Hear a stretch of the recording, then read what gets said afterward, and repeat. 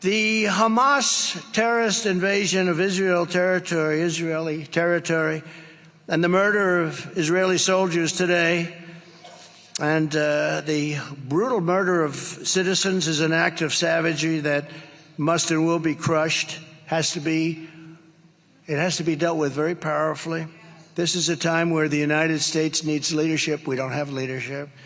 But Israel is at war, and the United States obviously is going to stick with Israel, and strongly. The war happened for two reasons. The United States is giving and gave to Iran $6 billion, $6 billion, over hostages. And, there was a very good trade. They got 5 hostages. We got 5 hostages. Okay, that's the good news. The bad news is, and their hostages were tough, by the way, I have to tell you.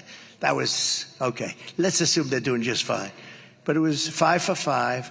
But in addition to that, we agreed to free up $6 billion. And that is an absolute disaster. And I would not be at all surprised if part of that tremendous wealth that they just accumulated went into all of a sudden watching this level of aggression. They didn't have that level of aggression with me. They didn't have it. This would have never happened with me either. You know what wouldn't have happened? Ukraine wouldn't have happened. Taiwan and all this tough talk with Taiwan wouldn't have happened. And what's going on with Israel right now, people were shocked. I wasn't shocked because 2 weeks ago we gave them $6 billion. Think of it. So we get 5, they get 5, but the difference is we have to give $6 billion. $6 billion! Does anyone know what a billion is? $6 billion. It's like it's water.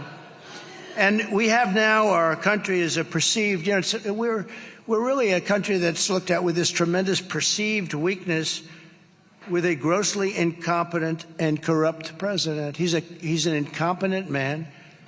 He's corrupt.